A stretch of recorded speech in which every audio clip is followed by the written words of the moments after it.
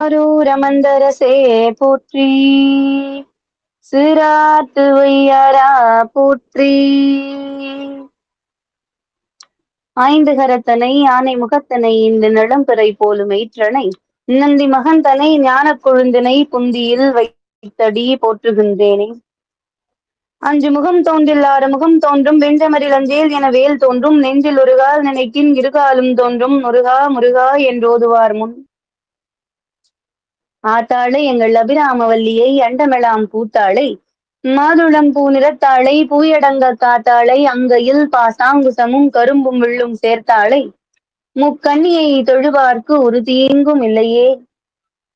புழியர்கோன் வெப்பொழித்த புகழியர்கோன் கடல் போற்றி, ஆழிமிசை கல்மிதப்பில் அணைந்த பிரானடி போற்றி, வாழி திருநாவலூர் வன்தொண்டர் பதம் போற்றி, ஊழிமலை திருவாத ஊரார் திருத்தாள் போற்றி, தெய்வ சேக்கிழாரடி போற்றி போற்றி. பொன்னும் மெய்ப்பொருளும் திருவானை போகமும் திருவும் புணப்பானை பின்னை என் புழையை பொறுப்பானை பிழையலாம் தவிர பணிப்பானை இன்ன தன்மையன் ரதிவொன்னா எம்மானை எளிவந்த பிரானை அன்னம் வைகும் வயர் பழனத்தனி ஆரூரனை மறக்கலுமாமே. நீரூரும் செஞ்சடையால் நெற்றிக்கண்ணாய் நிலாத்திங்கள் துண்டத்தாய் நின்னை தேடி ஓரூரும் ஒழியாமே ஒற்றித்தெங்கும் உலகமெல்லாம் திரிதந்து நின்னை காண்பான் தேரூரும் நெடுவீதி பற்றி நின்று திருமாலும் நான்முகனும் தேர்ந்தும் காணா ஆரூரா ஆரூரா என்கின்றார்கள் அமரர்கள் தம் பெருமானே ஆரூரையே. அழகான திருவாரூர் தியாகராஜர் லீலைகள் பார்த்துக்கிட்டு இருக்கோம். ஒவ்வொரு வாரமும் ஒவ்வொரு சிறப்பு. இறைவன் மனிதனுக்கு என்ன சொல்றார், மனிதனுக்கு நமக்கு நாம எப்படி வாழணும், இந்த உடம்பை எதற்காக பயன்படுத்தணும், இந்த உடம்ப வச்சு நாம எப்படி இறைவன் கிட்ட போய் சேரணும் அப்படி என்ற சூட்சமத்தை நமக்கு இறைவன் ஒவ்வொரு லீலைகள்ல சொல்லிக்கிட்டு தான் வர்றார். ஒரு 1000 பேர் இருப்போமா, ஒரு கதா காலட்சேபம் நடக்கும் போது ஒரு 1000 பேர் இருப்போம். அதுல ஒருத்தராவது இதை புரிஞ்சுக்க மாட்டாங்களான்னு ஒரு ஆசை நிறைய பேருக்கு உண்டு. ஒருத்தர் புரிஞ்சுக்கிட்டாலும் போதும். ஒரு 2000 பேர் இருக்காங்க, அங்க ஒரு 10 பேராச்சும் நாம பேசுறது காது கொடுத்து கேட்க மாட்டாங்களா? காது கொடுத்து கேட்டவங்க என்ன பண்ணுவாங்கன்னா, அவங்க சொல்ற நகைச்சுவைகளை மட்டும்தான் எடுத்துக்கிறாங்க. அதற்குள்ளான உட்பொருள்களை அங்கேயே விட்டுட்டு தான் போயிடுறாங்க. அதை நாம எடுத்துக்கணும், என்ன அவங்க சொல்ல வர்றாங்க. ஒரு பெரியவங்க உட்கார்ந்து அந்த புத்தகத்தை எழுதுறாங்க, ஒரு புராணத்தை சொல்றாங்க அப்படின்னா அதுல அவங்க என்ன சொல்லியிருக்காங்க, அது நமக்கு தேவையானது என்ன அப்படின்னு நாம பார்க்கணும். அப்ப இறைவன் இந்த உடலை நமக்கு எதுக்காக கொடுத்தார்? இந்த உடலை இறைவன் எதற்காக கொடுத்தார்? இறைவனையே சென்றடையணும். இந்த ஆன்மா ஒரு கூடு, இந்த ஆன்மாக்கு ஒரு கூடு வேணும். உயிரை யாராச்சும் கண்ணால பார்த்திருக்கோமா? யாரும் கிடையாது. சித்தர்கள் ஞானிகள் ஆத்மாவை பார்த்ததுண்டு, நம்ம ஆன்மாவை கண்டதுண்டு. ஆன்மா ஜீவசமாதி அடைந்த சித்தர்கள் எல்லாம் பாத்தீங்கன்னா அந்த உயிரை அவங்க அந்த உடம்புக்குள்ள செலுத்தவும் முடியும், எடுக்கவும் முடியும். அப்ப அந்த ஆன்மா அவங்களுக்கு கட்டுப்பட்டிருக்கு. அப்ப நமக்கு ஏன் அது வசப்படல? ஒவ்வொரு மனிதனுக்குள்ளும் இறைவன் சொல்ற ஒவ்வொரு மனிதனுக்குள்ளும் இருக்கு. அப்ப நாம அதை தேடி பாக்குறது இல்ல, தேடுறது இல்ல. என்னிலே இருந்த ஒன்றை யான் அறிந்ததில்லையே, என்னிலே இருந்த ஒன்றை யான் அறிந்து கொண்டடின், என்னிலே இருந்த ஒன்றை யாவர் காண வல்லரோ, என்னிலே இருந்திருந்து யான் உணர்ந்து கொண்டேனே. இருக்கணும், தினம் ஒரு 5 நிமிஷமாவது உட்காரணும். உட்கார்ந்து அமைதியா நமக்குள்ள என்ன நடக்குது, வெளியே நடக்கிறத பார்த்து பார்த்து பார்த்து நம்ம மனசுகள்லாம் பாவங்கள் நிறைஞ்சு போயிருக்குது. நம்ம மனசுக்குள்ள பாவம் தான் பண்ணிக்கிட்டு இருக்கு. தெரிஞ்சு செய்யற பாவங்கள், தெரியாத செய்யற பாவங்கள்னு நிறைய பண்ணிக்கிட்டு இருக்கோம். அப்ப அதெல்லாம் நாம எப்ப உணர முடியும்? நமக்குள்ள நாம உட்கார்ந்து நாம யார் அப்படின்ற கேள்வி கேட்கும் போதுதான் நமக்கு புரியும். என்னம்மா நீ இன்னைக்கு வகுப்பெடுக்க ஆரம்பிச்சு என்னமோ சம்மந்தமே இல்லாம பேசிக்கிட்டு இருக்க. ஆமா. இப்ப அடியேன் பேசினதுக்கும், இப்ப இன்னைக்கு வர வகுப்புக்கும் ரொம்ப சம்பந்தம் உண்டு. அப்ப நம்முடைய பாவங்கள்லாம் போகணும். அப்ப இறைவனுடைய திருத்தாளை பற்றிக் கொள்ளணும். எனக்கு தவம் பண்ண வராது. எனக்கு தியானம் பண்ண வராதுமா. நான் என்ன பண்ணணும்? நம்ம நாயன்மார்கள்ல எத்தன பேர் தவம் பண்ணி சுவாமி கிட்ட போனாங்க? எத்தன பேர் வைராக்கியத்த புடிச்சுக்கிட்டு சுவாமி கிட்ட போனாங்க? நம்மளால வைராக்கியமா இருக்க முடியாதா? இருக்கலாம். இறைவனையே நிக்க வச்சு நம்மளால கேள்வி கேட்க முடியும். நம் நம்முடைய நேர்மை, நாம கடைபிடிக்கிற உண்மை நியாயமானதாக இருக்கின்ற பட்சத்தில் இறைவனை நேரே நிக்க வச்சு கேளுக்கலாம். எனக்கு இது நீ குடுத்தியாப்பா? நான் கரெக்ட்டா தானே பண்ணேன். நான் சரியா தானே போய்க்கிட்டு இருக்கேன். என்னுடைய வாழ்க்கையில இவ்வளவு பிரச்சனைகள் வருதே! அப்படின்னு நாம சுவாமி கிட்ட நேரடியா போய் கேட்கணும். பதில் சொல்லுவார் கண்டிப்பா. நம்முடைய கர்ம வினைகள், நம் முன் ஜென்மத்தில் செய்த பாவங்கள், இறைவன் கணக்கு வச்சுக்கிட்டு இருப்பார்ல. அப்ப அதெல்லாம் தீர்க்கணும்னா என்ன பண்ணணும்? பற்றி நின்ற பாவங்கள் பாற்ற வேண்டில் பரகதிக்கு செல்வதொரு பரிசு வேண்டில் பற்றி நின்ற பாவங்கள் பாற்ற வேண்டில் பரகதிக்கு செல்வதொரு பரிசு வேண்டில் சுற்றி வரும் சூழ்வினைகள் வீழ்த்த வேண்டில் சுற்றி வரும் சூழ்வினைகள் வீழ்த்த வேண்டில் சொல்லுகேன் கேள் நெஞ்சே துஞ்சாவண்ணம் சொல்லுகேன் கேள் நெஞ்சே துஞ்சாவண்ணம் உற்றவரும் உறுதுணையும் நீயே என்னும்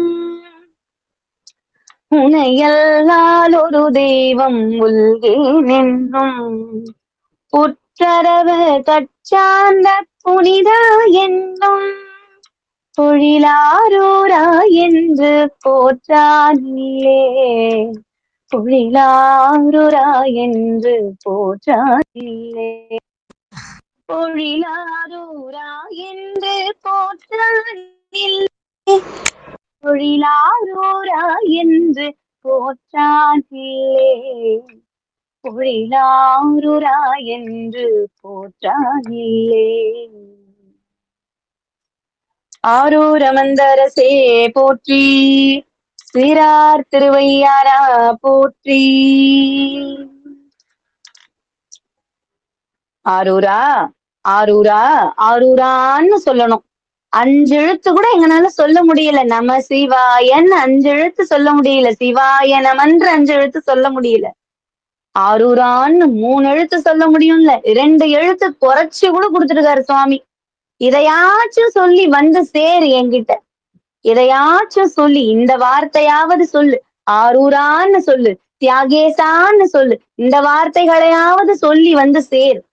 முக்தி அடை, என் பாதத்தை வந்து சேர்ந்துடு. எத்தனை முறை பிறப்ப, எத்தனை முறை திரும்ப திரும்ப திரும்ப அந்த தாயோட வயித்துல அந்த கருப்பைக்குள்ள திரும்ப போய் திரும்ப திரும்ப திரும்ப எத்தனை முறை போவீங்க. இறைவனுடைய நாம நினைக்கலாம் இந்த ஜென்மத்துல இல்லைனாலும் ஏதாவது ஒரு பிறவியில அவன் தாளை பற்றியே ஆகணும். அவனை இறுக அப்படி பிடிச்சே ஆகணும்.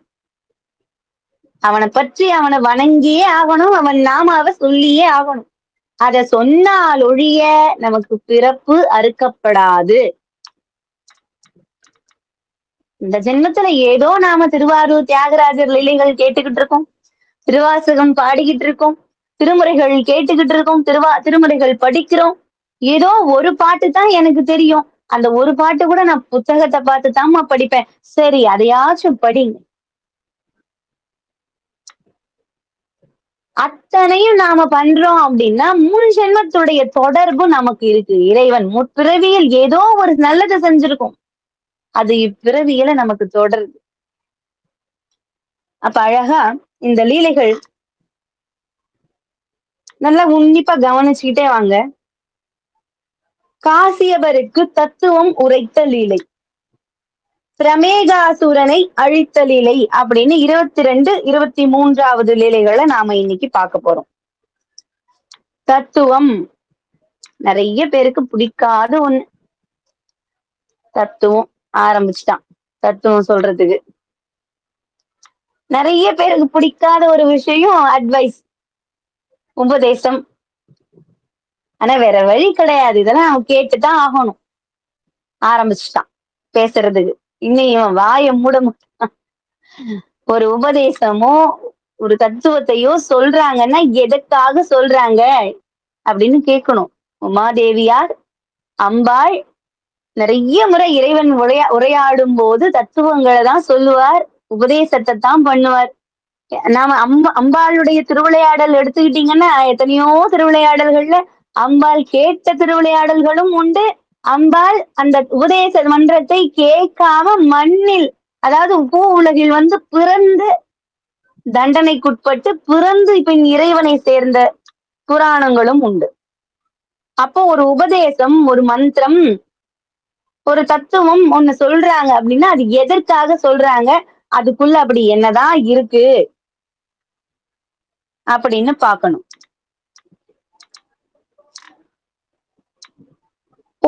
ஒரு சமயம் வட திசையிலிருந்து தட்சிண யாத்திரையாக காசிப முனிவர் என்ன பண்றார், திருவாரூரில் விளங்கும் அந்த கமலாலய குளத்தின் பக்கத்துல, கமலாலய குளம் கரையோரத்துல ஒரு பர்ணசாலை அமைத்து கொண்டு வெகு நாள் தவம் பண்றார். நீண்ட நாள் தவம் புரிகிறார். எத்தனை வருஷம் எத்தனை காலம்னு அவங்களுக்கே தெரியல. நீண்ட காலம்னு போட்டிருக்கு. நீண்ட காலமாக அவர் தவம் பண்ணிக்கிட்டு இருக்கார்.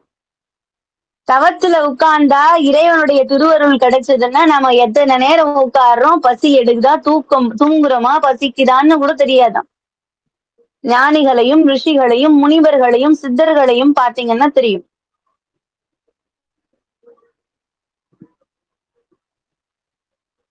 அப்படி நமக்கு இல்லவா, நான் உட்கார்ந்தா எனக்கு தியானமே கை கூட மாட்டேது, என்னமோ மனசு அலபாஞ்சுக்கிட்டே இருக்குது அப்படின்னு சொன்னீங்கன்னா, நம்ம ஊர் பக்கத்துலயோ நம்ம இடத்துக்கு பக்கத்துலயோ எங்கேயாச்சும் ஒரு ஜீவ சமாதி இருந்துச்சுன்னா அங்க போய் உட்கார்ந்து ஒரு 2 நிமிஷம் கண்ணை மூடி உட்கார்ந்து பாருங்க. அந்த இடத்துல இருக்கிற அதிர்வலைகள் நன்றாக இருக்கும். பாசிட்டிவ் வைப்ரேஷன் கிடைக்கும். அதிர்வலைகள், நல்ல அதிர்வலைகள் கிடைக்கும். முயற்சி பண்ணி பாருங்க. வீட்டுல உட்கார்ந்து பண்ணீங்கன்னா ஒரு 10% தான், 10% தான் நமக்கு தியானம் சித்திக்கும். சரி, இதே கோவிலுக்கு போய் பண்ணோம் அப்படின்னா அங்க ஒரு 50% நமக்கு கிடைக்கும். சரி, சிவாலயத்துல சென்று ஒரு தியானம் பண்றோம், இல்ல ஒரு ஜீவ சமாதிக்கு போய் நம்ம தியானம் பண்றோம் அப்படின்னா ஒரு 75%, அந்த 75% நமக்கு நல்ல ஒரு ரிசல்ட் தெரியும். இல்ல நான் நல்ல தியானம் பண்ணணும் அப்படின்னு நினைக்கிறவங்க குளக்கரைக்கு எதிரில உட்கார்ந்து பண்ணுங்க. ஆத்தங்கரைக்கு எதிரில, குளக்கரைக்கு எதிரில, இதெல்லாம் ஒரு 80% கிடைக்கும். அப்ப என்னதான் பண்ணணும், முழுசா அடையணும் அப்படின்னா சிவன் கோவில்ல எந்த இடத்துல, சில இடத்துல எல்லாம் பாத்தீங்கன்னா கோவில்லையே ஜீவ சமாதிகள் இருக்கும். அந்த கோவில் பாருங்க, அங்க நம்ம சித்தர்கள்லாம் ஜீவசமாதி அடைஞ்சிருப்பாங்க. கொஞ்சம் அங்க முயற்சி பண்ணி கொஞ்சம் உங்களுக்கு அந்த சித்தி ஆகுது, நமக்கு அது கிடைக்குது அப்படின்னும் போது வீட்டுல பண்ணிக்கலாம்.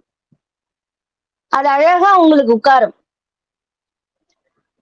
அந்த மாதிரி காசியப மகரிஷி என்ன பண்றார், திருவாரூர்ல இருக்கிற அந்த கமலாலயம் அப்படின்ற குளத்து கரையில நீண்ட நாள் ஒரு பர்ணசாலை அமைத்து நீண்ட நாள் தவம் பண்றார். நீண்ட நாள் தவம் பண்றார். அந்த தவத்திற்கு மெச்சி எம்பெருமான் தியாகேசர், தியாகராஜ பெருமான், தியாகம், அவருக்கு மறுபெயர் தியாகம், கமலநாதர், முன்னிலும் பின்னழகர், செவ்வந்தி தோடழகர், அழகழகான பேர் அவர். தோடழகர், கம்பிக்காதழகர், எத்தனை பேரு. இந்த காதுகள்லாம் எதுக்கு படைச்சிருக்க, நாம மக்கள் போய் நின்னாவே நமக்கு மனசுக்குள்ள இருக்கிற கொஞ்சம் குமுறல் அப்படி சொல்லணும்னாவே அவருக்கு சுவாமி கேட்குமா. அந்த மாதிரி அந்த காசியப்ப மகரிஷியோடைய தவத்திற்கு மெச்சி தியாகேச பெருமான் அப்படி எதிரில வந்து காட்சி கொடுக்கிறார். மகரிஷியே, உன்னுடைய தவத்தை கண்டு யாம் மெச்சினோம், உமக்கு என்ன வரம் வேண்டும் கேள் அப்படின்னு சுவாமி சொல்லுங்க. அப்படி இறைவன் கேட்கிறார். அப்படி கேட்டதற்கு அப்படி எழுந்து நிற்கிற காசி மகரிஷி தலைகால் புரியல, தெரியல என்ன நடக்குது. நம்ம நம்ம முன்னாடி நிக்கிறது சுவாமியா, வேதங்கள்லாம் தேடுதே அவருடைய பாதத்தை, திருமாலும் நான்முகனும் தேடி தேடி தேடுறாங்களே, தேர்ந்தும் காணா திருவடி. திருமாலும் நான்முகனும் இதுல சொல்றாங்க பாருங்க, நீரூரும் செஞ்சடையால் நெற்றிக் கண்ணாய் நிலா திங்கள் துண்டத்தாய் நின்னை தேடி ஓரூரும் மொழியாமே ஒற்றித்தெங்கும் உலகமெல்லாம் திரைதந்து நின்னை காண்பான் தேரூரும் நெடுவீதி பற்றி நின்று திருமாலும் நான்முகனும் தேர்ந்தும் காணா ஆரூரா ஆரூரா என்கின்றார்கள் அமரர்கள் தம் பெருமானே ஆரூரையே. தேடுறாங்க, நான்முகனும் தேடுறாரு, பிரம்மாவும் விஷ்ணுவும் தேடுறாரு, சுவாமி எங்க சுவாமி எங்க இல்லையே, கையில இல்லையே, இறைவன் இல்லையே. தேடி பாக்குறாங்க. திருவாரூர் தான் கையிலையா, கையிலை தான் திருவாரூரான்னு தெரியாத அளவுக்கு அந்த தேரோட்டத்துல கூட்டங்கள் இருக்குது, மக்கள் கூட்டம், அடியார்கள் கூட்டம். அந்த தேர் வந்து அப்படி திரும்பிடுச்சு, அந்த வீதியில இருந்து வேற வீதிக்கு திரும்புது. அந்த வீதிய போய் பற்றிக்கிட்டு கதறாங்களா, ஆரூரா தியாகேசா ஆரூரா ஆரூரான்னு கதறாங்க. யாரு? திருமாலும் நான்முகன். அப்படி இருந்த திருவடி இன்னைக்கு என் முன்னாடி வந்து நிக்குதா சுவாமி. இறைவா, ஆரூரா ஆரூரா தியாகேசா, என் முன்னாடி உன் திருவடி நிற்கின்றதா இறைவா, நான் காண்பது பரபிரம்மத்தையா? ஆச்சரியப்படுறார். நான் காண்பது பரபிரம்மத்தையா? வேதத்தின் ஒளியே, உன் கிருபையினால் இதுவரையில் அடியேன் கேட்கிறார், அஷ்டாங்க யோகங்களை செய்து அரிய தவங்களை எல்லாம் இடையூறின்றி, அதாவது எந்த ஒரு இடையூறே இல்ல, பிரச்சனையே இல்லாம முடிச்சுட்டேன் உன்னுடைய அருளாலதான். அது கூட அவர் என்ன சொல்றார், அந்த அகம்பாவம் வரல, நான் தான்ற அகம்பாவம் வரல, நான் பண்ணிட்டேன் அப்படின்னு வரல, உன்னுடைய அருளால இதை நான் செஞ்சு முடிச்சேன், நீ அருள் கொடுத்த, எந்த இடையூறும் என்ன வந்து தீண்டாம நீ அதை செஞ்சு கொடுத்த, அதனால நான் இதை செஞ்சு முடிச்சேன். அப்ப உனக்கு என்ன வரம் வேணும் கேளுன்னு கேட்கிறார். அடியேனது சரீரம் உள்ள வரையில் உம்மிடம் அடியேன் பக்தி விளங்க வேண்டும். அப்பா, எனக்கு 1000 வரம் கொடுக்கலாம், ஆனா இந்த உயிர் இந்த உடம்புக்குள்ள ஒட்டிக்கிட்டு இருக்கிற வர உன் மேல இருக்கிற பக்தி எனக்கு மாறவே கூடாது. என்னது? உன் மேல் இருக்கின்ற இந்த பக்தியாகப்பட்டது மாறக்கூடாது. நாளைக்கு எனக்கு பொன் கிடைக்கலாம், பொருள் கிடைக்கலாம், மண் கிடைக்கலாம், மாதர்கள் கிடைக்கலாம், திருமணம் பண்ணிக்கிறால மாதர்கள் கிடைக்கலாம், இந்த எத்தனை வந்தாலும், எத்தனை மாயைகள் என்னை சூழ்ந்தாலும், இந்த உடல் மண்ணுல சாயிற வர, இந்த உயிர் போற வர உன்னை நான் மறக்க கூடாதுப்பா. இமைப்பொழுதும் என் நெஞ்சு நீங்காதான் தாழ்வாழ்க மணிவாசகர் சொன்னார். அந்த ஒரு வரிக்குதான் மயங்கி கீழே விழுறதே எல்லாரும். இந்த ஒரு வரியை எடுத்துக்கிட்டு போய் வச்சு மற்ற எல்லா நூல்களையும் கொண்டு வந்து ஒரு தராசில் வச்சு இன்னொரு தட்டுல, தராசுடைய ஒரு தட்டுல இந்த ஒரு வரியும், இன்னொரு தட்டுல எல்லா நூல்களையும் கொண்டு வந்து வச்சாலும் ஈடாகாது. இமைப்பொழுதும் என் நெஞ்சில் நீங்காதான் தாழ்வாழ்க மணிவாசகர் சொன்னார். அத நம்ம இப்படியும் வச்சுக்கலாம். கண் இமைக்கிற பொழுது கூட உன்னை நான் மறக்க கூடாது. குறைஞ்சபட்சம் எத்தனை முறை நம்ம கண் சிமிட்டுவோம். என் ஹிருதயம் துடிக்கணும், துடிக்க ஒவ்வொரு டப்புன்னு துடிக்கிற ஒவ்வொரு நிமிஷத்துக்கும் உனக்கு நன்றி சொல்லிக்கிட்டே இருக்கணும்பா. சிவசிவா, ஹரஹரா, ஆரூரா, தியாகேசா, ஆரூரா. மூச்சு விடுது. ஆரூரா, தியாகேசா, ஆரூரா, தியாகேசா. அஜபாமூர்த்தி சுவாமி. நம்ம மூச்சு காத்து எப்படி போயிட்டு வருது? மேலையும் கீழையும். அதுதான் அஜபா தாண்டவம். அஜபா நடனம் புரிகிறார் இறைவன். அரூரா அரூரான்னு இந்த மனசு உன்னை அப்படியும் வச்சுக்கலாம். இமைப்பொழுதும் என் கண்மூடி போனாலும் உன்னை நான் மறக்க கூடாது. அந்த ஒரு வரிக்கு ஒரு நாள் முழுக்க பேசலாம். 1 மணி நேரம் நமக்கு பத்தாது. அப்போ உன்னை மறக்க கூடாதுப்பா அப்படின்ற மாதிரி அவர் என்ன வரம் கேட்கிறாரு? அடியேனது சரீரம் உள்ள வரையில் உம்மிடம் அடியேன் பக்தி இருக்கணும்பா. அதையும் மீறி அடியேன் வேண்டுவது ஒரு விஷயம். அபாம சோமம் என்னும் வேத பாகத்துக்கு பொருள். இதுதான் அந்த தத்துவம். அந்த அபாம சோமம் அப்படின்ற அந்த வேதம் ஒரு பாகம். வேதத்துல ஒரு பாகம் தான் இந்த ரிக், யஜூர், சாம, அதர்வனம். இந்த 4 வேதங்கள்ல ஒரு பங்கு, ஒரு பாகம் அபாம சோமம். இதுக்கு அந்த வேதத்துல இருக்கிற ஒரு பாகத்துக்கு இதற்கு எனக்கு பொருள் தெரியணும் அப்படின்னு, இதுக்கு என்ன தத்துவம் இத சொல்லுங்க சுவாமி அப்படின்னு கையேந்தி கேக்குறார். உங்க வாய் திறந்து நீங்க சொல்லணும். அத அடியேன் கேட்டு என்னுடைய சீடர்களுக்கும் என்னுடைய சிஷ்யர்களுக்கும் சொல்லணும். நீங்க தான் உங்க வாய் திறந்து சொல்லணும் சுவாமி. யாரோ சொல்லி நாங்க கேட்கணும்னு ஆசைப்படல. நீங்க அந்த புனிதவாய் மலர்ந்து அந்த தத்துவத்தை எங்களுக்கு சொல்வீங்களா? இந்த வேதத்தில் ஒரு பாகத்திற்கான தத்துவம் அபாம சோமம் அப்படின்ற அந்த பொருள் எங்களுக்கு சொல்லுங்க சுவாமி அப்படின்னு மண்டியிட்டு அந்த காசிப மகரிஷி இறைவன் கிட்ட கேட்கிறார். சுவாமிக்கு மிக்க மகிழ்ச்சி. இதுவரை தவம் பண்ணி தியானம் பண்ணவங்கள்ல என்கிட்ட இந்த மாதிரி கேட்டவங்களே கிடையாது. பொன் வேண்டி, பொருள் வேண்டி, எல்லாத்தையும் வேண்டிருக்காங்க. முக்தி வேண்டி கூட முக்தி வேண்டி நிறைய எத்தனையோ பேர் கேட்டிருக்காங்க. வேதத்திற்கு பொருளும் கூறியவன் நான். இறைவன் சொல்றார், வேதத்திற்கு பொருளும் கூறியிருக்கிறேன்.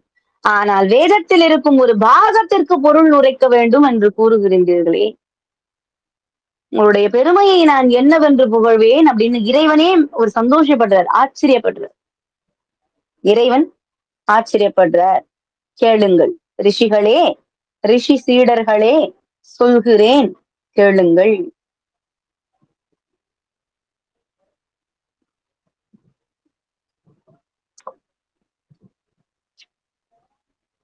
யாக கல்ப முறைப்படி 1 வருஷம் வரை தீக்ஷதனாய் பகலில் ஓமம் செய்தால் உண்டாகும் பலன். புண்ணிய தீர்த்தத்தில் பக்தியோடு நீராடுபவன் அடைவான். புண்ணிய தீர்த்தத்துல நீராடினா நமக்கு என்ன பலன் அப்படின்றது சுவாமி இந்த வரியில நமக்கு சொல்றார். கல்ப முறைப்படி நாம யாகத்தை 1 வருஷம், என்னது 1 வருஷ காலம் உட்கார்ந்து நாம யாகம் பண்றோம், ஒரு ஓமம் வளர்த்துறோம் வீட்டுல, ஒரு உலக நன்மைக்காக பண்றோம் அப்படின்ற பட்சத்துல அத நாம 1 வருஷம் செய்யணும் அப்படின்னா பக்தியோடு பக்தியோடு அரஹரா சிவசிவா அப்படின்னு அந்த மனசுக்குள்ள கள்ளமும் கபடமும் இல்லாம ஒரு புண்ணிய தீர்த்தத்தில் பக்தியோடு நீராடுபவன் அடைகின்றான். சுவாமி சொல்றார், 1 வருஷ காலம் செய்யற இத புண்ணிய தீர்த்தத்தில் நீராடுபவன் அடைகின்றான். அது எப்படி சுவாமி? அதே ஞாபகம் வச்சுக்கோங்க. புண்ணிய தீர்த்தத்தில் நீராடினால் நம்முடைய கெட்ட குணங்களை விட்டொழித்து விட்டு அதுல இருந்து மேலேயாடும். நிறைய பேர் சொல்லுவாங்க, காசிக்கு போனா இதை சாப்பிடக்கூடாது, கத்திரிக்காய் ஒண்ணு ஒரு பொரியல்ல ஒண்ணு விட்டுறணும், சாம்பார் காயில ஒண்ணு விட்டுறணும், பருப்பு வகைகள்ல ஒரு பருப்பு சாப்பிடக்கூடாது, அப்புறம் சாப்பிடுறதுக்கு இலை போடுறோம்ல, ஒரு மந்தார இலை, அந்த வாழை இலை, அந்த மாதிரி ஒரு 4 வகையான இலைகள் இருந்தா அந்த ஒரு இலையை விட்டுறணும். சுவாமி அங்க இதை விட சொல்லல. ஆணவம், கண்மம், மாயை என்ற மும்மலங்களை அந்த கங்கை ஆற்றில் விட்டு விட்டு எழுந்து வா. ஒரு நல்ல மனிதனாக எழுந்து வா. அன்னைக்கு திருந்திரணும். அன்னைக்கு நீ கங்கையில் குளித்து புனித நீரால் கழுவப்பட்ட. அப்படி இருக்கும் பொழுது நீ மேல ஏறி வந்தீன்னா நமக்கு என்ன இருக்கணும்? அன்னைக்கு பிறந்த குழந்தைக்கு மனசு எப்படி இருக்குமோ அந்த மனசு இருக்கணும். அத சுவாமி கேக்குறாரு. அதை விட்டுட்டு காசிக்கு போயிட்டு வந்துட்டேன், நான் இதுல சாப்பிட மாட்டேன், தலைக்கு தலகாணி வச்சு படுத்துக்க மாட்டேன், மண்ணக்கட்டையில தான் படுத்துக்குவேன், பாய் போட்டுக்க கூடாது, இதெல்லாம் சுவாமி சொல்லல. ஆணவத்தை விட்டுரு, கண்மத்தை விட்டுரு, வேண்டாங்கிறத அங்க விட்டுறணும். கெட்ட பழக்கங்களை விட்டுறணும். ஒரு கெட்ட பழக்கத்தையாவது விட்டுறணும். மூக்குப்பொடி போடுவான். நிறைய பேருக்கு கெட்ட பழக்கம் நான் வரிசைப்படுத்தி சொல்ல முடியாது. எல்லாருக்கும் எதனா ஒரு கெட்ட பழக்கம் இருக்கும். கோபம் வர்றது கூட கெட்ட பழக்கம் தான். அதிகமா கோபப்படுறதும் கெட்ட பழக்கம்தான். எதையாவது ஒண்ணு அந்த காசியில குளிக்கும் பொழுது இறைவனை நினைத்து விஸ்வநாதா விஸ்வநாதா விஸ்வநாதான்னு அவனை நினைச்சு 3 முழுக்கு போட்டுட்டு அந்த தீர்த்தத்துல இருந்து வெளியே எழுந்திருச்சு வரோமா, அப்ப விட்டுடணும். நல்ல புது மனிதனாக அன்னைக்கு பிறந்த குழந்தைக்கு மனசு எப்படி இருக்குமோ அந்த மனசுல வரணும் வெளியே. அது நமக்கு புண்ணியத்தை சேர்க்கும். அத சொல்றார் இறைவன். அததான் புண்ணிய தீர்த்தத்தில் பக்தியோடு நீராடுபவன் அடைவான் அந்த ஒரு வருஷ யாகத்தை செஞ்சவன். அப்படி அந்த ஓம மகிமையினால் இல்ல, அப்படி நான் யாகம் பண்ணினா எனக்கு என்ன கிடைக்கும் அப்படின்னு கேட்டா, பகற்கால பாவங்களையும் ராக்கால பாவங்களையும் புரிஞ்சுக்கோங்க. பகல்ல நமக்கு தெரிஞ்சோ தெரியாமையும் சில பாவங்கள் செய்வோம். இரவிலும் அப்படித்தான். இரவில் செய்கின்ற பாவங்களும் பகலில் செய்கின்ற பாவங்களும் ஒழித்து அந்த யாகத்தை செய்யறவங்க இதெல்லாம் ஒழித்து இந்த இடையூறுகளை எல்லாம் நீக்கி ஒரு தேஜஸோட இறைவனை சென்றடையும். அந்த இறைவனை சென்றடையும் போது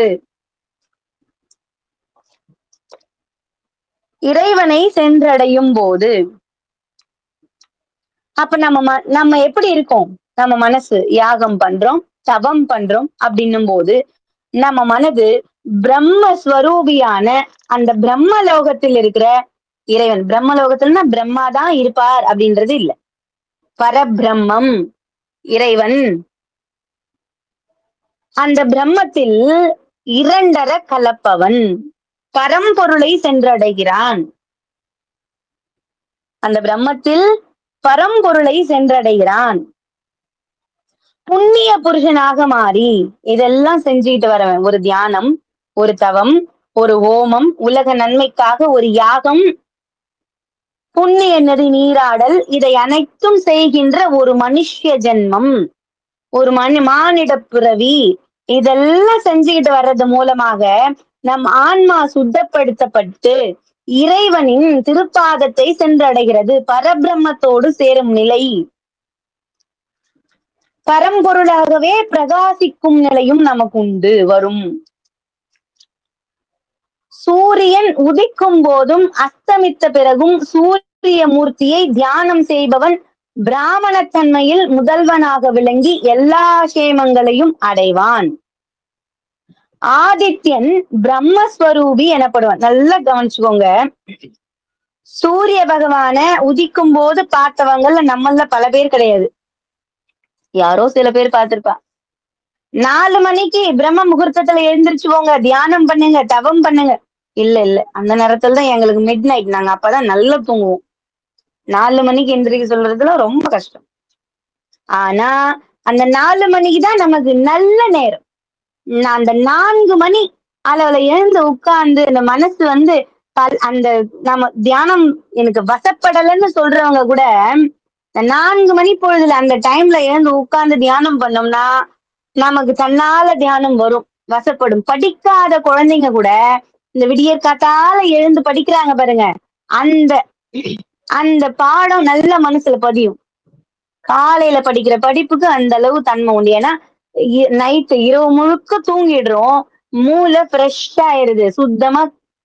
அப்படியே சுத்தமா இருக்கு. காலையில எழுந்து அந்த படிப்போ, ஒரு தியானமோ உட்கார்ந்து நம்ம பண்ணும்போது, அப்படி நிச்சயமா கைகூடி வரும். அதற்கு நமக்கு சூரிய பகவான் உதவி பண்ணுவார். அவர மறையும் போதும், ஆதித்யா, ஆதித்யாய நமக அப்படின்னு அவர மறையும் போதும், உதிக்கும் போதுமே அவர பார்த்து அப்படி வணங்கணும். நாம நினைப்போம், இல்ல நான் சிவத்தைத்தான் வணங்குறேன். வேற இதர தெய்வங்கள நான் வணங்க மாட்டேன். அங்க போயிட்டேன்னா அதுக்குள்ள நான் அங்கிருந்து வெளியே வரமாட்டேன். அப்படி கிடையாது. இறைவன் தான் இவங்க எல்லாரையுமே படைச்சார். ஒரு மரியாதை. நாம வீட்டு பெரியவங்கள நேரா பார்க்க போயிட முடியாது. வீட்டுக்குள்ள போனா ஒரு ஊருக்கு போனா ஒரு நாட்டாமைய போய் நேரா பாத்துட முடியாது. அங்க இருந்து பாத்தீங்கன்னா ஒருத்தரை பார்க்க வேண்டியிருக்கும். சரி, ஒரு முதலமைச்சரையே பார்க்கணும்னு நினைச்சுக்கோங்க. ஒரு எம்எல்ஏவை பார்க்க வேண்டியிருக்கும். அப்புறம் அவங்க மூலியமா வேற ஒருத்தரை பார்க்க வேண்டியிருக்கும். அப்புறம் துணை முதலமைச்சர் பார்க்க வேண்டியிருக்கும். அப்புறம் தான் முதலமைச்சர் கிட்ட போக முடியும் இல்லையா? ஒரு உதாரணத்துக்கு சொல்றேன். அப்படி இருக்கும்போது இவங்களையே போயிட்டு அப்படி சுத்திக்கிட்டு வணங்குங்கன்னு சொல்ற பாத்தீங்கன்னா ஒரு வணக்கம். சிவசிவா. அந்த திருமூர்த்தத்தை பார்க்கும்போது கூட சிவசிவா, அரஹரா, விநாயக பெருமானை வணங்குனா நல்ல ஒரு ஞாபக சக்தி கிடைக்கும். அப்ப அவரையும் பார்த்து தலையில அப்படி குட்டிக்கிட்டு வணங்கணும். அப்ப பாக்குற தெய்வங்களை வணங்கலாம், தப்பே கிடையாது. இறைவன் நாம சிவபெருமான் எப்படின்னா, நாம நினைக்கிறோம் அது சிவத்தைத்தான் வணங்கணும். அந்த லிங்க ஸ்வரூபத்தை மட்டும்தான் நான் வணங்குவேன்னு கிடையாது. நீ எந்த தெய்வத்துல வணங்கினாலும் சுவாமி அங்க நின்னுக்குவார். அங்க நின்றுவார். அந்த மாதிரி ஆதித்ய பகவானை வணங்குறவங்களுக்கு இத்தனையும் கிடைக்கும். அப்ப அதையும் மேற்கொண்டு அந்த தவம் மேற்கொண்டு ஆதித்யனை வணங்கி சூரிய பகவானை வணங்கி தவம் பண்ணிக்கிட்டே இருக்காங்க. தவம் பண்ணிக்கிட்டே இருக்கிறவங்களுக்கு மாயைகள் அகலும் தானாகவே. அதாவது பரபிரம்மத்தை தியானித்தவர்களுக்கு அந்த மாயையாகப்பட்டது அகன்று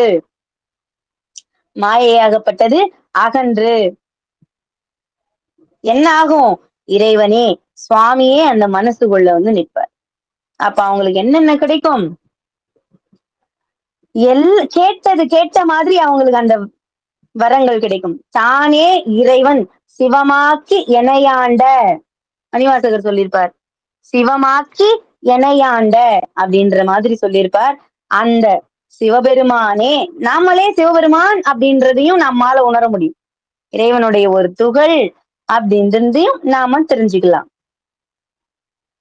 அப்ப இறைவனுடைய அந்த தியானத்திலிருந்து எழுந்து உபநிடதங்கள், ஒரு வேதங்களையும் ஆகமங்களையும் ஒரு பயபக்தியோட படிக்கணும். சிவபுராணமா, திருவிளையாடல் புராணமா, திருவாரூர் தியாகர் லீலைகளா, இது எதற்காக சொல்லப்படுது? இந்த ரிக்வேதம் எதற்காக இருக்கு? யஜூர்வேதம் எதற்காக இருக்கு? சுவாமி இது எந்த புராணம் எதற்காக கொடுத்தார்? அதெல்லாம் நாம அப்படி பொறுமையா படிச்சுட்டு வர வர வர வர நம்ம மனநிலை மாறும். சதா கண்ணை மூடிட்டு உட்கார்ந்துட சொல்லல. கொஞ்சம் எழுந்து வெளியே வரணும். இதெல்லாம் நம்ம சுத்தி நமக்குள்ள என்ன நடக்குது இதெல்லாம் நாம பார்க்கணும்.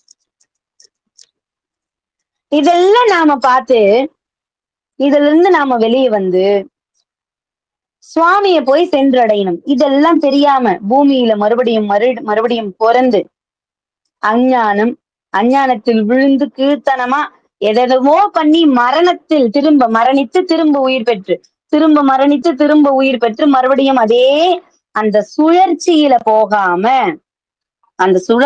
போகாம இறைவனை வணங்குபவங்களுக்கு அக்ஷர விருத்தியும் ஞானஸ்வரூபியாவும் பிரம்ம விஸ்வரூபியும் நாதஸ்வரூபியாயும் நாதாந்த ஸ்வரூபியாயும் வியாப ஸ்வரூபியாயும் சக்தி ஸ்வரூபியாயும் சமனாசக்தி ஸ்வரூபியாயும் உத்தமனாசக்தி ஸ்வரூபியாகும் குருவாகவும் தேஜஸ்வரூபியாகவும் ஈசான ஸ்வரூபியாகவும் உள்ள பரபிரம்மத்தை அடைவார்கள். பரபிரம்மம் என்பது என்னன்னு இப்ப உங்களுக்கு புரிஞ்சிருக்கும். இத்தனையும் பயபக்தியோட செய்யறவங்களுக்கு அந்த பரபிரம்மத்தை அடையும் சக்தி உண்டு. இத்தனை தன்மைகளாக இறைவன் இருக்கிறார். நம்முடைய கர்மத்தினாலும் ஞானத்தினாலும் இப்படிப்பட்ட வித்தைகளையும் அபிவித்தியையும் மாயை மிருத்து இந்த மாயைகள் இதெல்லாம் மாயை. நமக்கு ஒண்ணு தெரியும், ஒருத்தர் மேல ஒரு டக்குன்னு பாத்தீங்கன்னா நம் அப்பா அம்மா மேல ஒரு பாசம் உண்டு. கண்டிப்பா அப்பா அம்மா மேல ஒரு பாசம் உண்டு. என் புள்ள, எங்க அம்மா, எங்க அப்பா அப்படின்ற ஒரு பாசம் உண்டு. அந்த பிடிப்பு உண்டு. அதெல்லாம் மாயை. அதெல்லாம் மாயை. அப்ப அந்த மாயையை நீக்க நாம என்ன பண்ணணுமா? சதா அவன் நாமத்தை சொல்லிக்கிட்டு இருக்கணும். சிவசிவா, அரஹரா, சிவசிவா, சிவசிவான்னு அவன் நாமாவ சொன்னா அந்த மாயையாகப்பட்டது நமக்கு எப்படி இருக்குமா? தாமரை இலை, குளத்து நிறைய தண்ணீர் இருக்கும். தாமரை இலை மிதந்துகிட்டு இருக்கும். அதுல ஒரு துளி நீர் கூட ஒட்டாது. இலையை எடுத்தோம்னா அப்படி உதறிக்கிட்டு தண்ணி எல்லாம் விட்டுட்டு இலை மட்டும் அப்படி தனியா வரும். அது போல நாம இருக்கணும். இந்த தண்ணி தான், அந்த குளத்துல இருக்கிற தண்ணி தான் அந்த மாயை. அந்த மாயையில் இருக்கிற உடம்பு தான் நம்ம ஆன்மா. இறைவன் எப்ப கூப்பிடுறாரோ இத வந்துட்டேன்ப்பா அப்படின்னு அப்படி உதறிட்டு போயிடணும். இறைவனுக்கு தெரியும் நமக்கு என்ன செய்ய முடியும், நம்முடைய குடும்பத்துக்கு என்ன செய்யணும் அப்படின்றது சுவாமிக்கு தெரியும். அவர் செய்யாததையா? இத்தனை பிறவியிலும் எனக்கு நான் எடுத்த அத்தனை பிறவிகளிலும் தகப்பனா தாயா இருக்கிறவருக்கு அது பண்ண தெரியாதா? இல்லையா? அப்ப ஆத்மாவில் ஆத்மாவை கண்டு பரபிரம்மத்தை தரிசனம் செய்ய வேண்டும். புரியுதுங்களா? இப்ப அந்த இறைவனை பார்த்து நாம ஆத்மாவில் இறைவனையே பார்க்கிறோம்னா அப்ப நம்ம எப்படி ஃபீல் பண்ணுவோம்? நாம எப்படி அதை உணர்வோம்? பரபிரம்ம பூதனாகிய பிரம்மவாசக பிரம்மவாசியன், அதாவது நமக்குள்ள இருக்கிற அந்த இறைவனை பார்த்து பிரம்மமே யாவான், நாம தான் இறைவன். இதை விட யாரும் நமக்கு உபதேசத்தை இவ்வளவு சுலபமா சொல்லிட முடியாது. நமக்குள்ள இருக்கிற இறைவனை நம் உயிரா இருக்கிற அந்த சிவலிங்கத்தை, லிங்க ஸ்வரூபத்தை தரிசனம் பண்ணும் போது நாம தான் பரபிரம்மம் என்பதையே நாம் உணரும் தருணம் எப்போது வருகிறதோ அதுதான் இந்த உபதேசம். சுவாமி அந்த இடத்துல அந்த தத்துவத்தை அப்படி சொல்றார். வெளிப்படையாவே சொல்லிட்டார். உன்னுக்குள்ள இருக்கிறத நீ எப்ப பாக்குறையோ அதுதான் பரபிரம்மம். இதுதான் பரபிரம்மம். உனக்குள்ள இருக்கிறத நீ எப்ப பாக்குறையோ அதுதான், அப்பதான் நீ ஒரு முழு மனிதன்.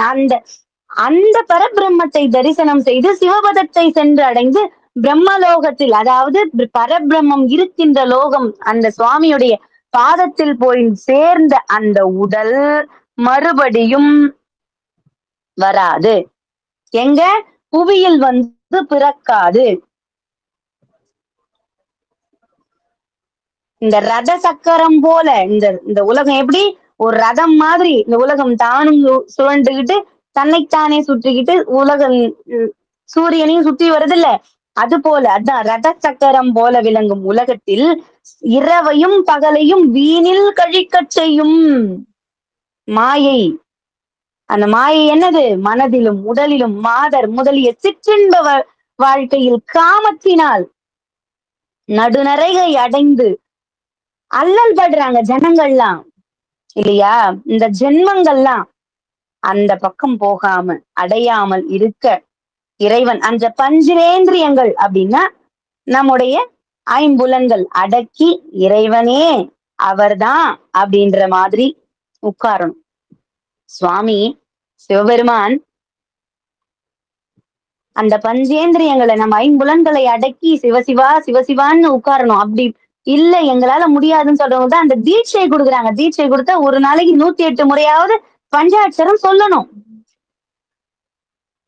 நாம தீட்சை வாங்காம கூட சொல்லலாம், சுவாமி ஏத்துப்பார். ஆனா தீட்சை வாங்கினவங்க முறைப்பட்டு சொல்லியே ஆகணும்ன்ற ஒரு கட்டாயம் இருக்கு. சரிங்களா? அப்படியாவது சொல்லுவாங்கன்னுதான், அப்படியாவது 108 முறையாவது சொல்லுவாங்க அப்படின்னு தான் அதை சொல்லியிருக்கு. அதை கொடுக்கப்பட்டிருக்கு கட்டளையாகவே, இல்லையா? அப்ப நாம சுவாமி எப்படி வணங்கணும்? இமை பொழுதும் நிமிஷம், கடிகை, முகூர்த்தம், பகல், இரவு, பக்ஷம், மாதம், அயனம், வருஷம், யுகம் முதலிய காலஸ்வரூபியாய் வாயுமண்டல, சந்திரமண்டலம், தேஜோமண்டலம் முதலான மார்க்கத்தில் நற்செயல்களை துணையாக கொண்டு செல்பவர்களும் தமது பதத்தை இறைவன் சொல்றார், என்னுடைய பதத்தை, அதாவது பகல், இரவு, முகூர்த்தம், பக்ஷம், ஒண்ணுன்னா சொல்லிட்டே வர பாருங்க. ஒரு நிமிஷம், ஒரு கடிகை, ஒரு முகூர்த்தம், ஒரு பகல், ஒரு இரவு, பக்ஷம், மாதம், அயனம், வருஷம், அதாவது அயனம்னா 6 மாசம், வருஷம், யுகம், ஒரு ஒரு யுகம் முழுக்க. அப்படி இருக்கிறவங்க வாயு மண்டலம், சந்திர மண்டலம், தேஜோ மண்டலம், இந்த மண்டலங்களை எல்லாம் கடந்து சென்று நமது பதத்தை, இறைவன் அவருடைய பதத்தை யார் பார்க்கிறார்களோ அவங்க பாவத்தை நீக்கி திருமூர்த்தி ஸ்வரூபத்தை தரிசனம் செய்து, பரபிரம்மத்தை தரிசனம் செய்து இறைவனை சென்றடையும் ஆன்மாக்களுக்கு மீண்டும் பிறவி கிடையாது. இதுவே இதுவே சர்வ வேத சாராம்சம். தாங்கள் கேட்ட அந்த வேதத்தின் ஒரு பொருள், ஒரு வேதத்தில் உள்ள ஒரு பாகத்திற்கான பொருள் அப்படின்னு சுவாமி சொல்றார். அபாம சோமம், இதற்கான பொருள் இதுதான் அப்படின்னு அத சொல்லி சுவாமி மறைகிறார். அத சொல்லி மறைஞ்ச உடனே அந்த ரிஷிகள்லாம் ஆனந்த கண்ணீர் சொல்லிறாங்க, சுவாமி இறைவா, இப்பிறவியில, இந்த பிறவியில அடியேனுக்கு இதை கொடுத்தீங்களா அப்படின்னு ஆனந்த கூத்தாடுறாங்க. இறைவனை அபிஷேகம் பண்ணி ஆராதனை பண்ணி ஆரூரா ஆரூரான்னு அவன் பாதத்திலேயே இருக்கிறாங்க காசியப மகரிஷி. என்னம்மா நீ இவ்வளோ நேரம் என்னமோ சொன்னியம்மா, எனக்கு புரியவே இல்லை. என்னமோ நீ சொல்லிக்கிட்டு இருந்த, தியானம் பண்ணணும், தவம் பண்ணணும், இத பண்ணணும், அதை பண்ணணும்னு நீ சொல்ற, ஆனா எனக்கு அது ஒன்னும் சரியவே புரியலையம்மா அப்படின்னு கேட்டீங்கன்னா ஒண்ணு சொல்றேன் கேளுங்க. ஒரு குட்டி கதை ஒண்ணு சொல்றேன். ஒரு முனிவர் என்ன பண்ணாரா, ஒரு நாட்டுக்கு போறார். போறவருக்கு ரொம்ப பசி எடுக்குது. அந்த ஊர்ல போறவங்க கிட்ட கேக்குறார், ஊர்ல தென்படுறவங்க கிட்ட கேக்குறார், எனக்கு ரொம்ப பசி, ஆனா நான் பொய் சொல்லக்கூடாது, யாராவது பொய் சொல்லாதவங்க இருந்தா அவங்க வீட்டுலதான் நான் சாப்பிடுவேன் அப்படின்னு அந்த முனிவர் சொன்னாராம். அந்த முனிவர் அப்படி சொல்லிருக்க. அப்படியா, பொய் சொல்லாதவங்க யாரு இருக்கிறா உலகத்துல? குழிக்குள்ள இருக்கிற அந்த உயிர் போன சடலமும் கருவறைக்குள்ள இருக்கிற குழந்தையும் தான் பொய் சொல்லாது அப்படின்ற மாதிரியே அந்த நினைச்சுக்கிட்டு இருக்காங்க. அப்ப சொன்னாங்க அந்த ஊர்ல, இருக்காரு ஐயா, இருக்காரு, இங்க ஒருத்தர் இருக்காரு, அந்த மாடி வீட்டு பக்கத்துல சுப்பிரமணின்னு ஒருத்தர், அவர்கிட்ட போனீங்கன்னா அவர் இதுவரைக்கும் போய் சொன்னதே இல்லை, அடியார்கள் எல்லாம் அமுது படைக்கிறார், நீங்க போய் பாருங்க அப்படின்னு சொன்னோடனே அவருக்கு சந்தோஷம் ஆயிருச்சு. அந்த முனிவருக்கு சந்தோஷம் ஆயிருச்சு. அந்த வீட்டுக்கு போறார், சாப்பிடலாம் அப்படின்னு உட்கார்றார். அவரை கூப்பிட்டார், எதிர்கொண்டு அழைக்கிறார், சுவாமி வாங்க உணவு சாப்பிடுங்க, சாப்பாடு பரிமாற சொல்றேன் அப்படின்னு சொல்றார். அன்பா அப்படி பணிவா உட்கார்ந்து கேக்குறார்.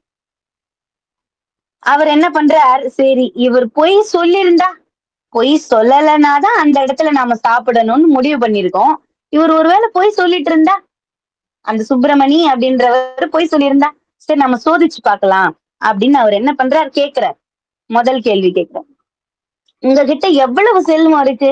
அதாவது நீங்க பணக்காரன்னு சொல்றீங்க, தனவந்தர்ன்னு சொல்றீங்க, எவ்வளவு வச்சிருக்கீங்க பணம்? 1,00,00,000 ரூபாய் தேருமா அப்படின்லாம் கேக்குற மாதிரி கேக்குறார். அதுக்கு அவர் சொல்றார், சுவாமி என்கிட்ட 22,000 இருக்கு, 22,000 ரூபாய் என்கிட்ட இருக்கு அப்படின்னு கேக்குறாரு. அப்ப குழந்தைங்க எத்தனை பேர் இருக்காங்க? சுவாமி எனக்கு ஒரே ஒரு புதல்வன் தான் அப்படின்னு சொல்றாரு. அப்ப உங்களுக்கு வயது என்ன? சுவாமி எனக்கு 4 வயது அப்படின்னு சொன்னாங்க. 4 வயதா அப்படின்னு சொன்ன உடனே அந்த சாமியாருக்கு கோவம் வந்துருச்சான் முனிவருக்கு. என்ன பொய் சொல்றீங்க அப்படின்னு அப்படி எழுந்துக்கிட்டாராம். எழுந்து நின்னுட்டார். இந்த பொய் சொல்ற வீட்டுல நான் சாப்பிட மாட்டேன், நான் முதல்லயே சொல்லிட்டுதான் அந்த பொய் சொல்ற இடத்துல நான் சாப்பிட மாட்டேன், பொய் சொல்லாம இருக்கிற வீடு ஏதாச்சும் இருந்தா காமிங்க, அவங்க கிட்ட போய் சாப்பிடுறேன்னு அந்த ஊர் மக்கள் உங்க வீட்டை காமிச்சிட்டாங்க, உங்க வீட்டை காட்டிட்டாங்க அப்படின்னு. அப்ப உடனே அந்த சுப்பிரமணி அப்படின்றவர் அவருடைய காலில் விழுந்துட்டார். அந்த முனிவருடைய காலில் விழுந்து, சுவாமி நான் பொய் பேசல, சத்தியத்தான் சொல்றேன், கொஞ்சம் நிதானமா உட்கார்ந்து கேளுங்க, உட்காருங்க அப்படின்னு உட்கார வச்சார். அவருடைய கணக்கு புத்தகத்தை கொண்டு வந்து காட்டினார். அதுல 20, அதாவது 1,00,000 ரூபாய் அப்படின்ற மாதிரி ஒரு தொகை இருக்கு. அப்ப அவர்கிட்ட கேக்குறாரு, ஏன்பா இந்த கணக்கு புத்தகமே நீ பொய் சொல்ற அப்படின்னு சொல்றது சொல்லுதே, நீ பொய் சொல்ற அப்படின்றத காட்டுதே அப்படின்னாரு. எப்படி நீங்க சொல்றீங்க எனக்கு புரியல அப்படின்னா, ஆமா நீ உங்ககிட்ட கேட்டதுக்கு 22,000 ரூபாய் தான் இருக்குதுன்னு சொன்னேன். ஆனா இதுல 1,00,000 வரை எழுதிருக்குதே அப்படின்னு கேட்டா, அதுக்கு உடனே அந்த பெரியவர் சொல்றார், சுவாமி இங்க பாருங்க, நான் 1,00,000 ரூபாய் பணம் வச்சிருக்கிறது உண்மைதான். ஆனா இதுல நான் தர்மத்திற்காக செலவு பண்ணினது 22,000 மட்டுமே. அப்ப நான் இறந்த பிறகு, இந்த பாவி இறந்த பிறகு என் கூட வரப்போறது இந்த மீதம் இருக்கிற அந்த 75,000 கிடையாது. அந்த மீதம் இருக்கிற காசு கிடையாது. அப்ப என் கூட வரப்போறது நான் தர்மத்துக்காக செய்தேன் பாருங்க 22,000, அதுதான் என் கூட வரும். இப்ப வரைக்கும் நான் 22,000 தர்மத்துக்காக, தர்ம காரியங்களுக்காக குடுத்திருக்கேன். அது மட்டும்தான் என்னுடைய சொத்து. நான் இறந்து மேலோகம் போகும்போது இந்த பாவ புண்ணியம் தான் என்னோட வரும் அப்படின்னு சொன்னார். அப்ப சாமியாரு ஆச்சரியப்பட்டுட்டார். ஆஹா அப்படின்னு ஆச்சரியப்பட்டார். சரி, உனக்கு 4 புள்ளையாச்சே, 4 புள்ள இருக்குன்னு காட்டிட்ட சொல்லிருந்த மாதிரி. ஆனா ஒரே புள்ளன்னு நீ சொல்றியே, பார்த்தா 4 புள்ள உட்கார்ந்துகிட்டு இருக்கே வீட்டு உள்ள, 4 மகன்கள் இருக்காங்களே அப்படின்னு சொன்னார். அப்படியா சுவாமி, இருங்க புரிய வைக்கிறேன் அப்படின்னு முதல் மகனை கூப்பிட்டார். நடேசா இங்க வாயா. அட நான் சீட்டு விளையாடிக்கிட்டு இருக்க, கொஞ்சம் நேரம் இரு, வேலை இருக்குது எனக்கு அப்படின்னு சொன்னா பையன். 2வது பையன், வடிவேலா வாயா அப்படின்னாரு. எப்ப பார்த்தாலும் கத்திக்கிட்டே இருப்பியா நீ, கொஞ்ச நேரம் அப்படி நிம்மதியா என்ன உட்கார விட மாட்டேன் அப்படின்னு சொல்றான். அப்பயும் அவன் எழுந்து வரல.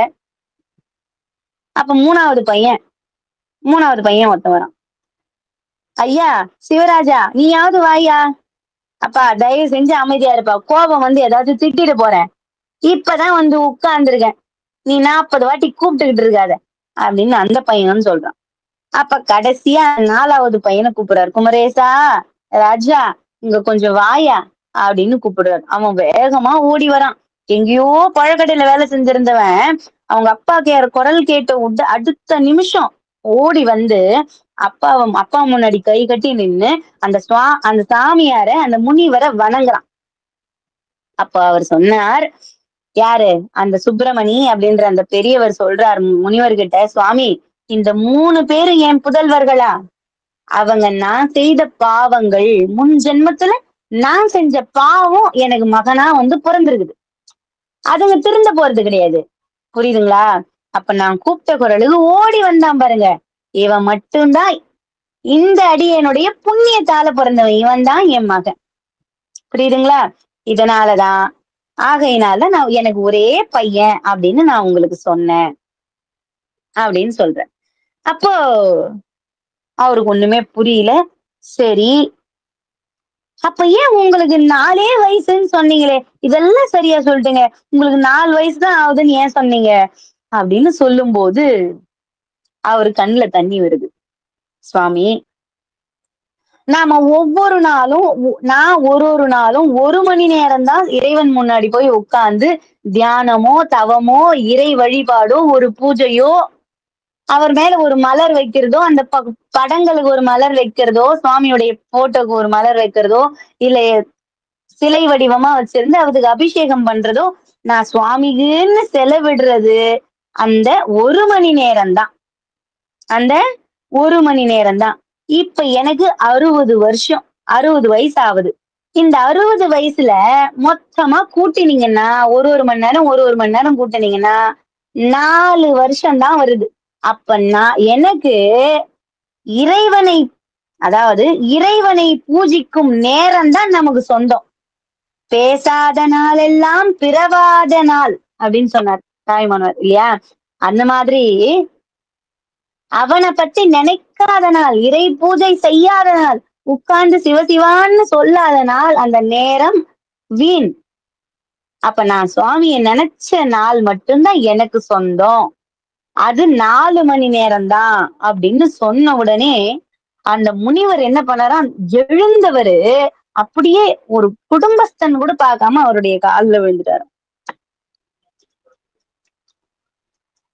கால்ல விழுந்துட்டாரு. அப்ப நமக்கு இதுல இருந்து என்ன தெரியுது அப்படின்னா, தருமம் செய்த பணம் தான் ஒருத்தருக்கு சொந்தம்.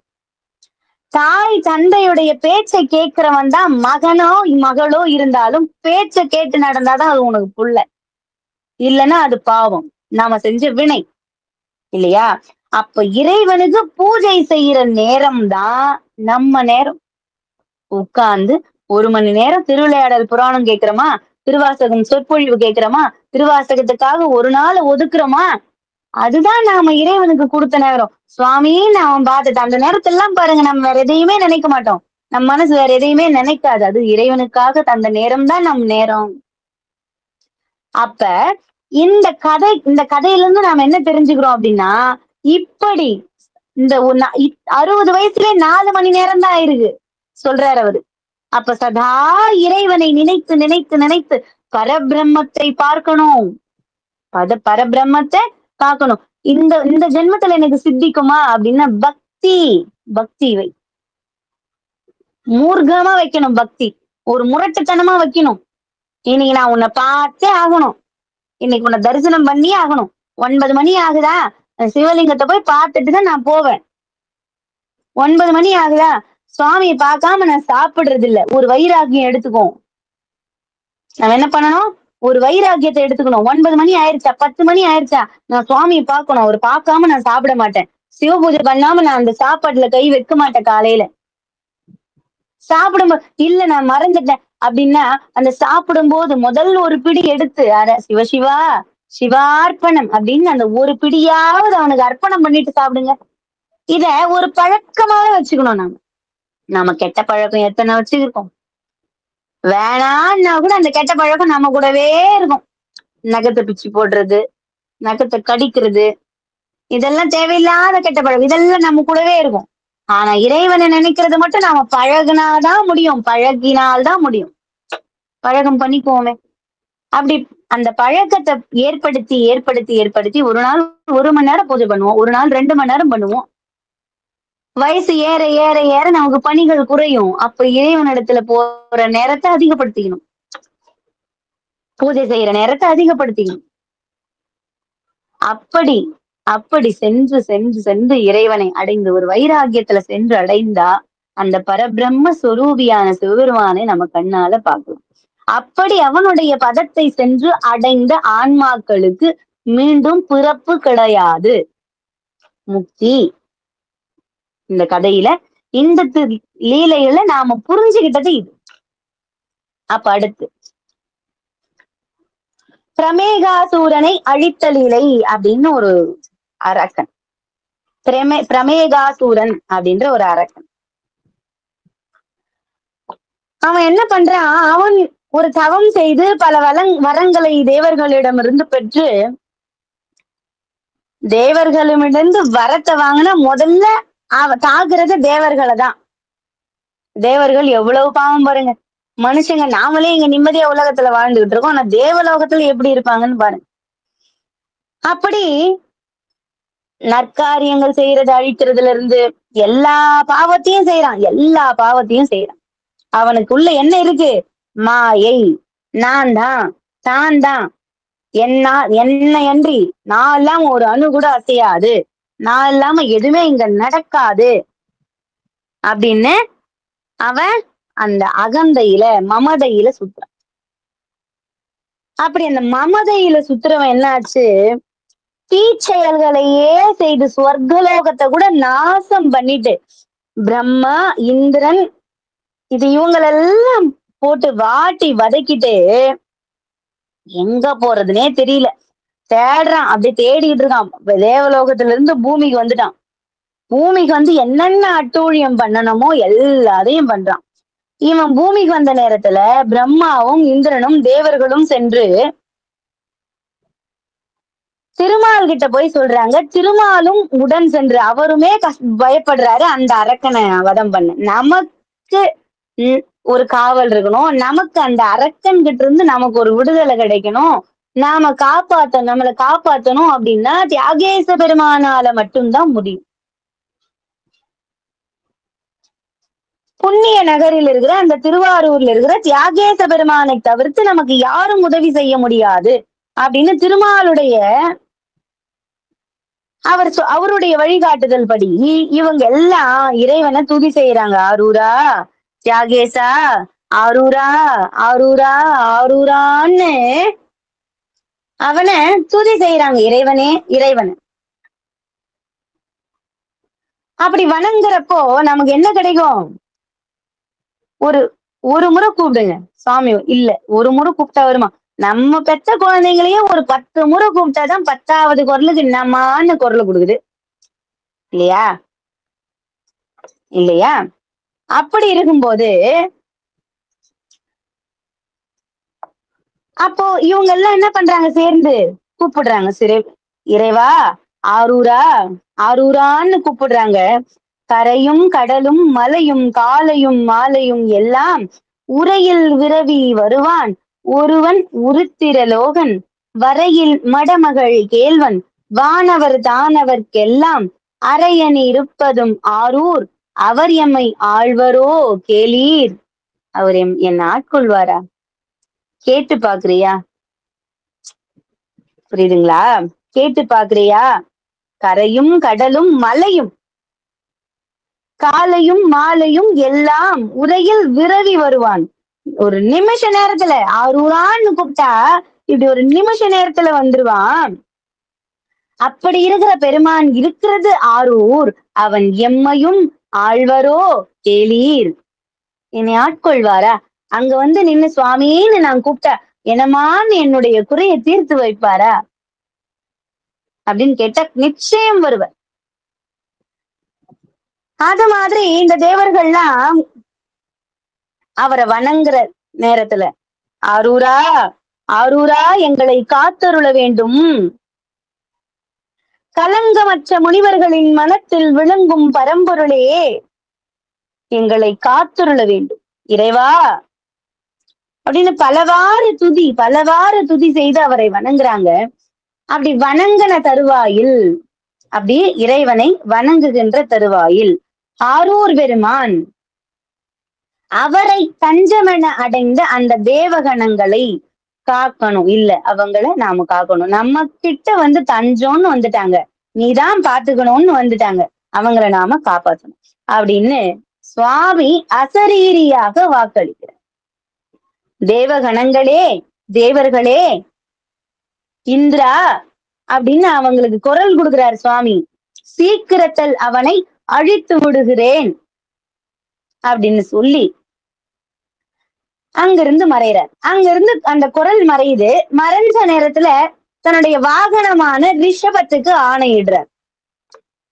அந்த ரிஷபத்துக்கு நந்தி எம்பெருமான். அந்த நந்தி உடைய காதுல ஒரு மந்திரத்தை சொல்றார். அந்த மந்திரம் சொன்ன உடனே அந்த நந்தியம்பெருமான் இறைவனை வணங்கி வலம் வந்து இறைவனை வணங்கி அவர்கிட்ட இருந்து விடை பெற்று பரமேஸ்வரனுடைய கருணையினால் அந்த ரிஷபர்னா ரிஷபம் அப்படின்னா நந்தியம்பெருமான் தான். அவர் என்ன பண்றார்? ஒரு பக்ஷிராஜன் போல வானத்துல பறக்கிறார். அந்த ரிஷபமா இருக்கிறவருக்கு நந்தியம்பெருமானுக்கு ஒரு இறக்கைகள் கொடுக்கப்படுது, 2 இறக்கை கொடுக்கப்படுது. அவருடைய கருணை, இறைவனுடைய திருவருள். அப்ப அதுல வானத்துல பறந்து போறார். அப்ப ஒரு பறக்கும் போது ஆகாயத்துல ஒரு விதமான மந்திரங்களை அப்படி சொல்லிட்டே அவரு ஓங்காரத்தை சொல்லிக்கிட்டே அப்படி போகும்போது அசுரர்கள்லாம் காது கிழிஞ்சு ரத்தம் வருது. என்ன இது? என்னமோ சத்தம் மாதிரி கேக்குது, நம்ம காதெல்லாம் வலிக்குது, காதுல ரத்தம் வருது அப்படின்னு. அதாவது அந்த பறவைகள் விலங்குகள் மீதி இருக்கிற மக்கள் எல்லாம் சந்தோஷமா இருக்கு. அவங்களுக்கு ஏதோ ஒரு நல்ல கானம் கேட்கிற மாதிரி அவங்களுக்கு கேக்குது. ஆனா அந்த அரக்கர்களுக்கு மட்டுமே அது காது கிழியிற அளவுக்கு கேக்குது. ரத்தமே வருது காதுல இருந்து, அந்த அளவுக்கு அது இருக்குது. இந்த மாதிரி ஒரு ஒலியை நாம கேட்டதில்லையே, இது மலையா மந்திர மலையா அப்படின்னு யோசிச்சு நிற்கிறாங்க. என்னதுன்னு தெரியலையே அப்படின்னு. அப்படி நிற்கும் போது பல அரக்கர்கள் என்ன பண்றார்?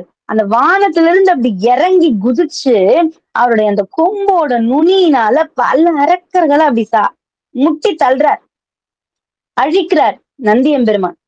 அப்படி அந்த வாளால அந்த இன்னும் சில அரக்கர்கள் அப்படி சுழற்றி தூக்கி வீசி அடிக்கிறார், கால்களால தூக்கி மிதிக்கிறார்.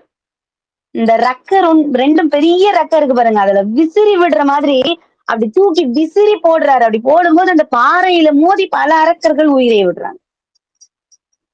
அப்ப அந்த ஒரு அரக்கன் மூலமாக எத்தனை எத்தனை அரக்கர்கள், தனக்குன்னு ஒரு ராஜ்யத்தையே உண்டு பண்ணி வச்சிருக்கான் அவன். நினைச்சிருந்தா சுவாமியே வந்து அந்த இடத்துல முடிச்சிருக்க முடியும். ஆனா இறைவன் தியாகேச பெருமான் இல்லையா, அவர் முன்னிலையில அதாவது அவர் முன் காட்டிக்கணும்னு என்னைக்கும் நினைச்சதே கிடையாது. அதனாலதான் நந்தியம்பெருமானை அனுப்பி வச்சார் இல்லையா. நிறைய பேர் நினைக்கிறாங்க ஒருவேளை யமனா, இது ஒருவேளை திரிபுரத்தை எரிக்கும் போது சிவபெருமானுக்கு வாகனமா நின்னுச்சே அந்த ரிஷபமா, அதுல திருச்சாழல்ல பாத்தீங்கன்னா தெரியும். கடகரியும் பரிமாவும் தேரும் உகந்து ஏறாதே, இடபம் உகந்து ஏறியவாறு எனக்கு அரிய இயம்பேடி, தடமதில்கள் அவை மூன்றும் தழல் எரித்த அந்நாளில் இடமதாய் தாங்கினான் திருமால்கான் சாழலோ. அவங்க நினைக்கிறாங்க, அரக்கர்கள் நினைக்கிறாங்க ஒருவேளை இது அந்த தடமதில்கள் மூன்று எரிச்சாங்களே, அப்ப சுவாமிக்கு தேரெல்லாம் உடைஞ்சு போச்சு, அப்ப திடீர்னு ஒரு ரிஷபம் வந்து தாங்குச்சே, திருமால் தான் அங்கு ரிஷபமா தாங்கினார் அப்படின்றது திருச்சாழல சொல்றார் மணிவாசகர் நமக்கு. ஒருவேளை அதுவா இருக்குமோ. ஆனா இங்க வந்தது போர் புரியறது, அரக்கர்களை அழிக்கிறது நந்தியம்பெருமான். ரிஷபமா தாங்கினது திருமால் முப்புறங்களை எரித்த போது. ஆனா இந்த இடத்துல இந்த அரக்கனை பிரமேகாசூரனை வதம் செய்ய அந்நகரத்தை அழிக்க நந்தியம்பெருமான் வந்த இல்லையா. நந்தியம்பெருமான் வந்த அந்த அரக்கன் வந்துட்டான். அவனுடைய மக்கள் அழிக்கிறாங்கன்னா சும்மா இருப்பானா, அந்த அரக்கன் வந்தாச்சு. அப்படி வேகமா அந்த அரக்கன் வந்து நந்தி மேல பாயவும், அரக்கன் நந்தி மேல பாயவும், நந்தி அரக்கன் மேல பாயவும், ஒத்தருக்கு ஒத்தர் மோதிக்கிட்டாங்க. பெரிய அப்படி பெரிய பேரொளி, ரெண்டு மலையும் அப்படி இந்த பக்கம் ஒரு பிரம்மாஸ்திரம், எதிர்பக்கம் ஒரு பிரம்மாஸ்திரம் மோதினா எப்படி இருக்குமோ அந்த அளவுக்கு வான பிளக்குற அளவுக்கு சத்தமான்னு கேக்குது. அப்ப அந்த அரக்கன் என்ன பண்ணா, வேகமா வந்து நந்தியம்பெருமானுடைய அந்த கொம்புகளை உடைச்சிட்டான், அப்படி முறுக்கி உடைச்சிட்டான். அந்த சினம் தாங்க முடியாத நந்தியம்பெருமான் என்ன பண்ற, அவனை முட்டியே கீழே தள்ளி அந்த பாதாளத்துக்கு கூட்டிட்டு போயிடுற. கால் மூளை தலையில முட்டி கால்ல அழுத்தி பாதாளத்துக்கு கொண்டு போறார். விண்ணுலகத்துக்கும் பாதாளத்துக்கும் மாறி மாறி மாறி மாறி ரெண்டு பேரும் சமர் செய்யறாங்க. ஒருத்தரும் விடாம சலிக்காம சண்டை போடுறாங்க. 3 முகூர்த்த காலம் இந்த சண்டை நடக்குது, இந்த சமர் நடந்துகிட்டு இருக்கு. அப்படி நடக்கும்போது கடைசியா அவருக்கு ஞாபகம் வருது, இறைவன் தியாகேச பெருமான் உபதேசித்த அந்த மந்திரத்தை கூறி தன்னுடைய கொம்பு, அதாவது உடைச்சிட்டான் பாத்தீங்களா, அந்த உடைஞ்ச கொம்பு கூட சிவபெருமானுடைய அவர் உபதேசித்த அந்த மந்திரத்தை சொன்ன உடனே மறுபடியும் 2 கொம்புகள் முளைக்குது. அந்த கொம்புல, அந்த புதிய கொம்புல அப்படி ஓங்கி குத்தினார் பாருங்க அவனுடைய வயிற்றுல. அப்ப ரத்தம் பெருகெடுத்த உடனே அரக்கன் என்ன பண்ணா, கொஞ்ச நேரம் அவனால செய்ய முடியுது, யுத்தம் செய்ய முடியுது, கொஞ்ச நேரம் முடியல. அப்படி தட்டு தடுமாறி அப்படி கீழே விழுந்துட்டான். அவனோட பிராண வாயு அவனுடைய வயிற்றிலிருந்து ரத்தம் மூலியமா வெளியே வந்து போயிருச்சு, உயிர் விட்டுட்டான். அப்படி ஆண் மலை போல் அப்படி கீழே விழுந்தான் அந்த கொடிய அரக்கன். அப்படி அந்த அரக்கன் விழுந்து மாண்ட பிறகு அங்கிருந்த மக்கள்லாம், திருவாரூர்ல இருந்த மக்கள் எல்லாருமே, அந்த தேவகணங்களும் 33 தேவர்களும், திருமால் பிரம்மா முதற்கொண்டு இந்திரன் எல்லா தேவர்களும் வந்து அந்த கங்கா ஜலத்தை கொண்டு வந்து, கங்கை நீரால அந்த நந்தியம்பெருமானுக்கு அபிஷேகம் பண்றாங்க. ஏன்னா பாவம். என்னதான் அரக்கனாக இருந்தாலும் ஒரு கொலை அப்படின்னு செய்யும் போது அது குற்றம்தான் இல்லையா? இந்த கங்கா ஜலத்தினால அந்த நந்தியம்பெருமான சுத்தப்படுத்துறாங்க. மறுபடியும் நந்தியம்பெருமான் சிவபெருமான சென்று அடைந்து திருவாரூர் பெருமான் முன்னாடி சென்று மண்டியிட்டு அமர்ந்துட்டார். இப்பயும் பாத்தீங்கன்னா திருவாரூர்ல அந்த நந்தியம்பெருமானை அவர் இந்த அரக்கனை அழித்தார் இல்லையா, அவருக்காகவே அந்த ரிஷபத்துல மார்கழி மாதம் சுக்லபட்ச துவதியில், அதாவது தூவிதியில் சிறந்த தேர் உற்சவம் நடக்குதாம். மார்கழி மாசம் நந்தியம்பெருமானுக்கு மட்டுமே சிறந்த தேர் உற்சவம் திருவாரூரில் நடைபெறுகிறது. அப்ப திருமூலர் என்ன சொன்னார்? அப்பனை நந்தியை, ஆரா அமுதினை, ஒப்பிலி வள்ளலை, ஊழி முதல்வனை எப்பரிசாயினும் ஏத்துமின் ஏத்தினால் அப்பரிசு ஈசன் அருள் பெறலாமே. அப்பனை நந்தியை, ஆரா அமுதினை, நல்லா கவனிச்சுக்கோங்க. நந்தியம்பெருமான குருவா வணங்கிக்கோங்க. நந்தியம்பெருமான மனதுக்குள்ள குருவா நினைச்சுக்கணும். ஒப்பிலி வள்ளலை, ஏன் அவரை வள்ளல்னு சொன்னார்? வரம் வாங்கினார். என்னைக்கும் சிவபெருமான் முன்னாடி நின்று அவருடைய மூச்சு காத்து சுவாமி மேல பட்டுக்கிட்டே இருக்கணும். நந்தி மாதிரி நடுவுல வந்துட்டேடான்னு சொல்லுவாங்க பாருங்க. சுவாமிக்கும் அவருக்கும் நடுவுல இருக்கக்கூடாது, இடைவெளியே இருக்கக்கூடாது. நான் சுவாமியை என்னைக்கும் தரிசனம் பண்ணிக்கிட்டே தான் இருக்கணும்னு வரம் வாங்கினவர் நந்தியம்பெருமான். ஊழி முதல்வனை, ஊழி காலத்துல உலகம் அழிந்தாலும் இறைவனை தன் தோள் மேல் தாங்குறவர் நந்தி. எப்பரிசாயினும் ஏத்துமின் ஏத்தினால், எதை வேணாலும் கேளுங்க, எப்பரிசாயினும் ஏத்துமின். முதல்ல சிவபெருமான் கோவிலுக்கு போகும்போது அன்னைய வழிபட்டுட்டு அப்படி நந்தியம்பெருமான் கிட்ட போயிட்டு அப்படி காதை புடிச்சுக்கிட்டு எல்லாம் சொல்லணும்னு இல்ல, கிட்ட போய் அப்பா நான் இந்த மாதிரி ஒரு விஷயமா வந்திருக்கேன், ஒரு வேலை, அப்பா கிட்ட சொல்லணும் அப்படின்னு சும்மா ஒரு விண்ணப்பம் அவர்கிட்ட வச்சுட்டு அப்படி நேரம் சுவாமியை பாருங்க. இல்லம்மா நந்திக்கு எனக்கு எவ்வளவு தொலைவு இருக்குது, பரவாயில்ல அங்கிருந்து பேசுங்க, எங்க இருந்து பேசினாலும் இறைவனுக்கு கேட்கும். சுவாமி நந்தீஸ்வரா, இந்த விஷயத்துக்காக தான் நான் கோவிலுக்கு வந்துருக்கிறேன், அப்பா கிட்ட கொஞ்சம் ரெக்கமெண்டேஷன் பண்ணுப்பா. ஒரு ரெக்கமெண்டேஷன் லெட்டர்ல நந்தியம்பெருமான் கிட்ட கொடுக்கலாம் அந்த மாதிரி. ஆனா அவரை வணங்கிட்டு தான், அவர்கிட்ட ஒரு பர்மிஷன், ஒரு அனுமதி வாங்கிட்டு தான் நாம சுவாமி கிட்ட போகணும். அந்த மாதிரி ஏத்துமின் எப்பரிசாயினும் ஏத்துமின் ஏத்தினால் அப்பரிசு ஈசன் அருள் பெறலாம்.